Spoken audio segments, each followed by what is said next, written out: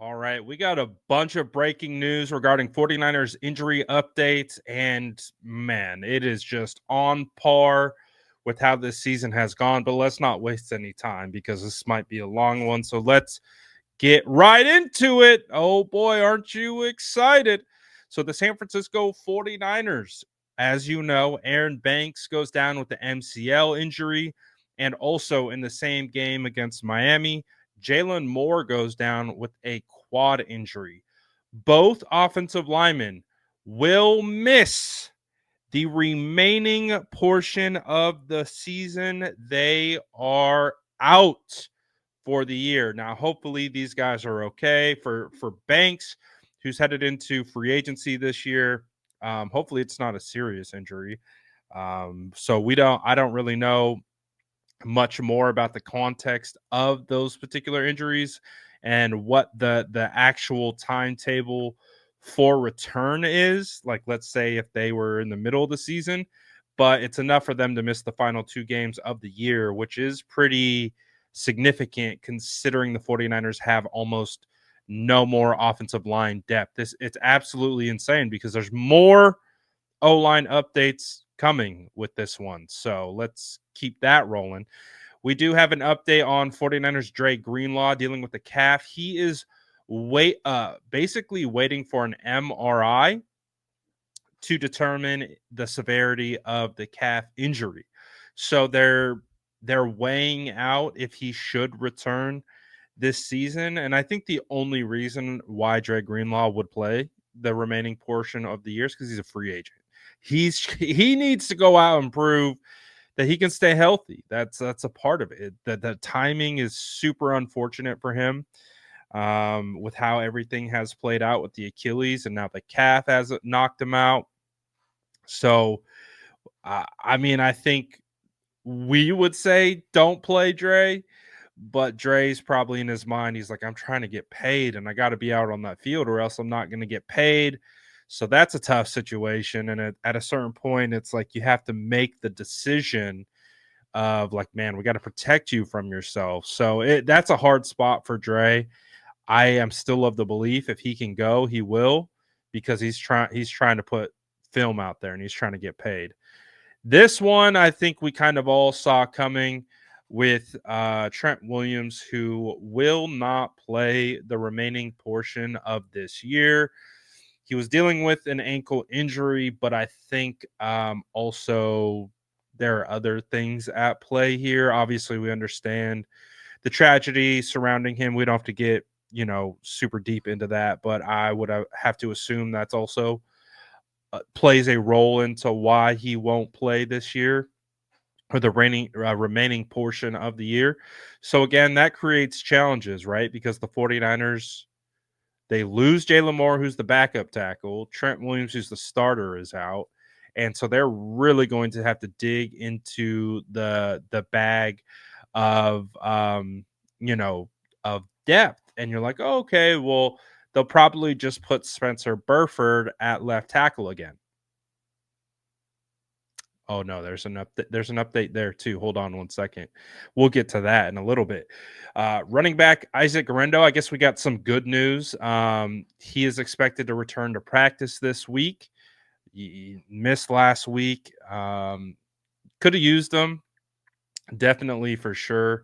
I think you could see the difference between Guerendo and Patrick Taylor. It kind of stood out quite a bit, and just how much more comfortable Guerendo was, but he is expected to return.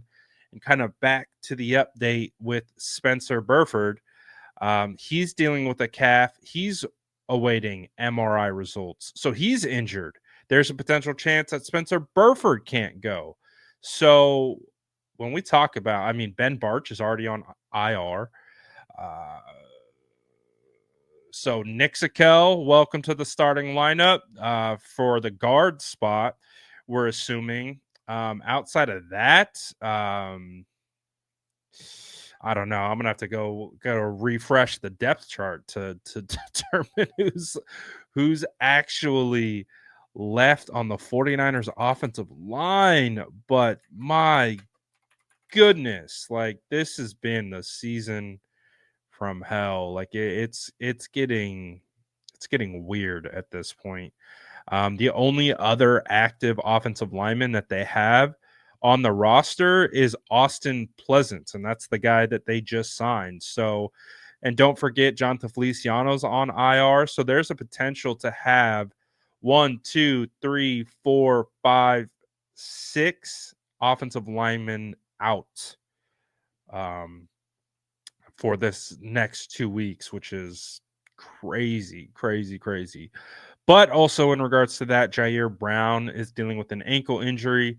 He is day to day, and D Winter's chest is also day to day. So uh, it's crazy, man. This season is just so snake bitten. It feels borderline cursed at a certain point. Um, it's it's crazy. It is absolutely crazy that this is where we're at in the season with all these injuries, the way that everything is just piled up on this team. Everyone's trying to blame like one specific person. Oh, it's Brock's fault. Oh, it's Kyle's fault. Just look at the whole team. The whole team has been going through this situation since the week one when we found out Christian McCaffrey wasn't going to play, and it just kind of kept compounding beyond that. And there's so many issues that come along with that. It's like, oh, don't make excuses, it's next man up. Of course it's next man up, but the reality is you're significantly stepping back in talent. The 49ers were on their fourth running back. They were on like their seventh string guard in that game, in Nick Sakel. Like they have gone through so many issues with so many players going down that it's impossible not to impact the overall performance of the team and everyone around that it relies on them from a play calling standpoint, from a whatever standpoint that you want to associate with.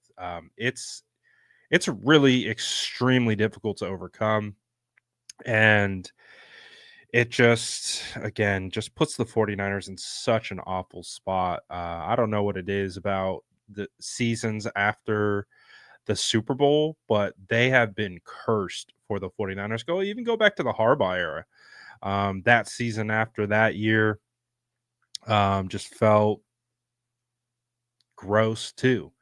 And so seems to be a reoccurring theme with years after the Super Bowl, but man, it's crazy how many injuries there are, and a lot of bad luck. A lot of bad luck with this team, but you guys let me know what you think about this because this is insane. Let me know in the comments below, and as always, make sure to like and subscribe for more updates.